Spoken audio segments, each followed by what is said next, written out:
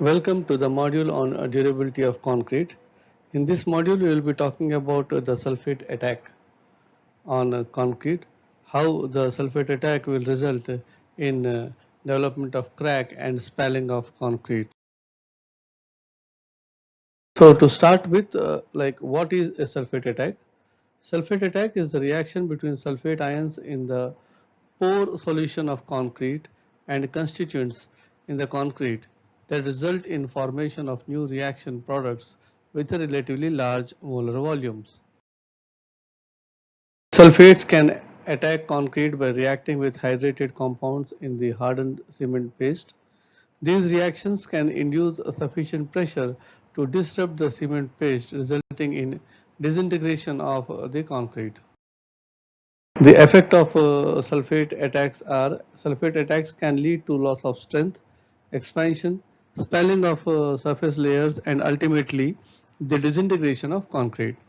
Flowing water is more aggressive than stagnant water since new sulfate ions are constantly being transported to the concrete for chemical reaction to take place.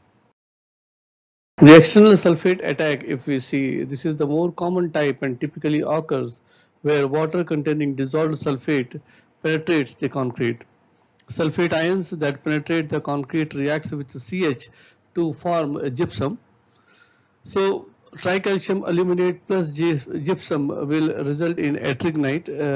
When concentration of sulfate ion decreases, the ettringite breaks down into monosulfates. So the different forms of reactions, if you see, formation of tricalcium aluminate, Ca3Al2O6, often formulated as 3 times calcium oxide and Al2O3, to highlight the proportion of the oxides from which it is made, is the most basic of the calcium aluminates. It doesn't occur in nature, but it is an important mineral phase in Portland cement production.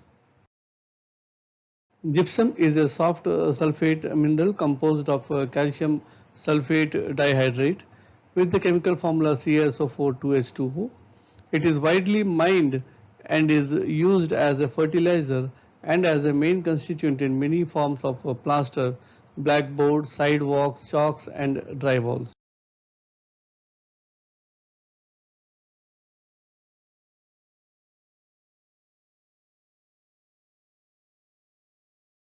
Ettringite is a hydrous calcium aluminum sulfate mineral with the formula Ca6Al2SO4 whole 3 OH whole 12 dot 26 times the water molecule, that is H2O. It is a colorless to yellow mineral crystallizing in the triangular system. The prismatic crystals are typically colorless, turning white on partial dehydrations. In concrete chemistry, ettringite is a hexacalcium aluminate trisulfate hydrate showing with the general formula as CaO6 Al2O3 SO3 bracket whole 3 32 times water. Ettringite is formed in hydrated Portland cement system as a result of the reaction of calcium aluminum with calcium sulfate, both present in Portland cement, that is C3A plus 3CaSO4 will result in ettringite. When it reacts with concrete, it causes the slab to expand, lifting distortion and cracking, as well as applying pressure to surrounding walls, which can mean structural movement, significantly weakening the concrete. The main infill materials to a solid floor which results in a sulfate attack are red ash, also known as shale, black ash, slag, and grey fly ash. This form occurs when the source of sulfate is excess of gypsum. The gypsum present in the concrete reacts with monosulfates to form ettringite. C3A 3CsH2L plus 2 times CsH2 plus 16H will give you a form C3A 3CsH32. A fairly well-defined reaction front can often be seen in polished sections. Ahead of the front of concrete is normal or near normal. Behind the reaction front, the composition and microstructure of the concrete will have changed.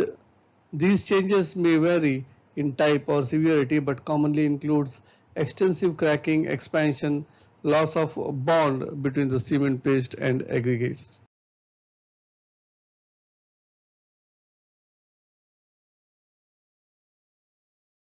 Alteration of paste composition with monosulfate phase converting to ettringite and in later stages gypsum formation.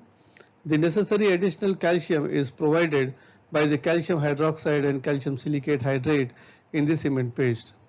The effect of these changes is an overall loss of concrete strength. The above effects are typical of attack by solution of sodium sulfate or potassium sulfate. Solutions containing magnesium sulfate are generally more aggressive for the same concentration. This is because magnesium also takes part in the reaction, replacing calcium in the solid phases with the formation of a brucite, that is magnesium hydroxide, and magnesium silicate hydrates. The displaced calcium precipitates mainly as gypsum. So the other sources of sulfate attacks could be the seawater, oxidation of sulfide minerals in clay adjacent to the concrete. This can produce sulfuric acid which reacts with the concrete. Bacterial action in sewers. Anaerobic bacterial produces sulfur dioxide which dissolves in water and then oxidizes to form sulfuric acid. In masonry, sulfates present in brick and can be gradually released over a long period of time, causing sulfate attack of mortar, especially where sulfates are concentrated due to the moisture movement. Most soil contains sulfates in the form of gypsum, typically from 0.01 to 0.05% expressed as SO4. This amount is harmless to the concrete. Higher concentration of sulfates in groundwaters are generally due to the presence of magnesium and alkali sulfates. Ammonium sulfate is frequently present in agricultural soil and water. Effluents from furnace that use higher sulfur fuels and forms the chemical industry may contain sulfuric acid. Decay of organic matters in marshes, shallow lakes, mining pits and sewer pipes often leads to the formation of H2S, which can be transformed into sulfuric acid by bacterial action. Thus, it is not uncommon to find deleterious concentration of sulfate in natural and industrial water. Mechanism of sulfate attack, if we see, sulfate ions attack calcium hydroxide and hydration product of C3A forming gypsum and ettringite in expansive reaction. Calcium hydroxide and alumina bearing phases of hydrated Portland cement are more vulnerable to attack by sulfate ions. If you see the sulfate cycle, C3A reacts with calcium sulfate plus water to form C3A in ettringite form. Within 2 to 3 hours, ettringite in long needles are being formed, and once all gypsum has been reacted, which normally takes 9 to 15 hours, the remaining C3A will finally form a final stable hydrated calcium monosulfate.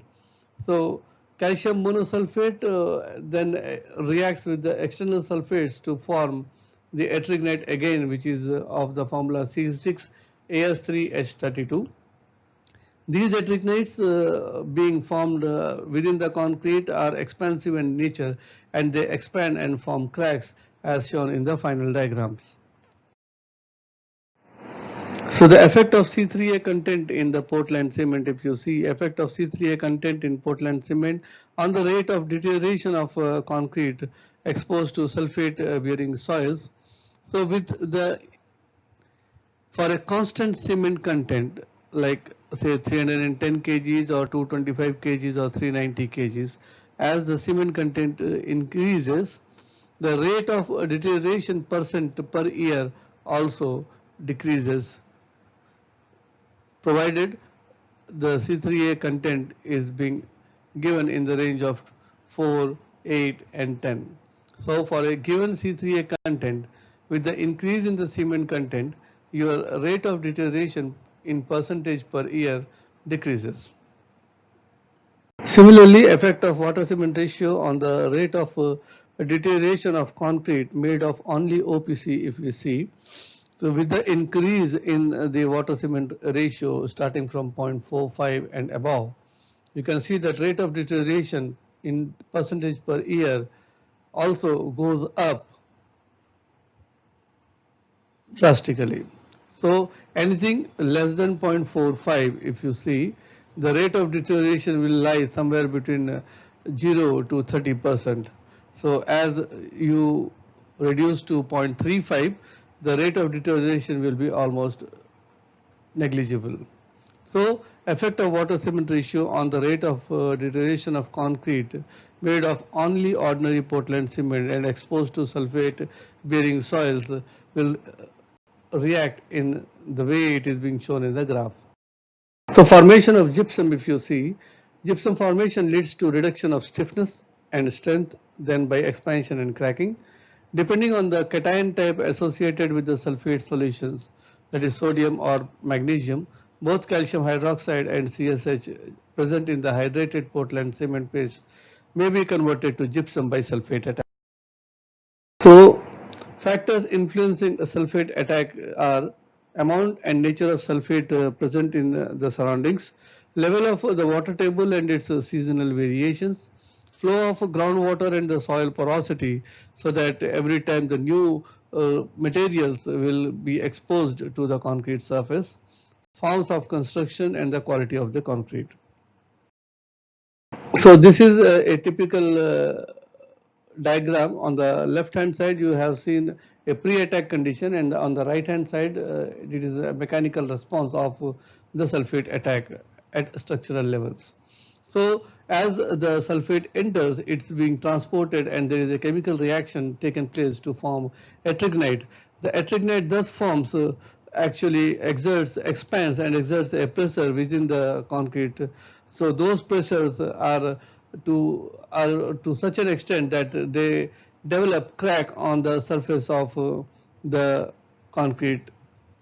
So all the red lines or the red markings which are shown on the right hand side figure for each pile, and also on the top portion on the slab levels, the red markings are all being the crack portions or the failures which are being shown in red color.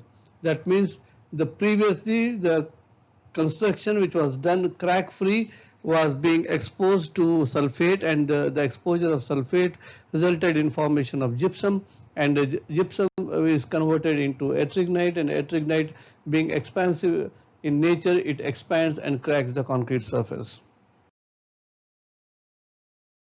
So measures to control the sulfate attack: we need to determine the exposure class for sulfate and the use of lowest water cement ratio required. Use of sulfate resistant cement in the concrete, then the essentials to limit the ability of the sulfate to enter the concrete in the first place. This is accomplished by reducing the permeability of the concrete. So to reduce the permeability of the concrete, the use of supplementary cementitious materials is mandatory, and the concrete needs to be prepared dense and very dense in nature, and the water cement ratio needs to be as less as possible, so that you will have a concrete dense in nature and will not allow the movement of any chemicals within it, either it is sulfate or the chloride. In severe sulfate exposures, a waterproof barrier protecting the concrete can be beneficial. The most common form of sulfate in the aggregate is gypsum. Gypsums occur as a coating on sand and gravel, as a component of the sedimentary rock, or in the weathered slags. So to summarize this module, we talked about the definition of sulfate attack in the concrete, the factors leading to sulfate attack in concrete, the reasons of sulfate migrations in concrete, and the effects and the precautions required to prevent sulfate attack in concrete. Precautions like use of sulfate resistant cement, the good quality concrete, use of air entrained admixtures, use of pozzolanas, high pressure steam curing, and use of high alumina cement will help you to reduce the effect of sulfate on the concrete. In the next module, we will be covering the salt crystallization. Till then, thank you.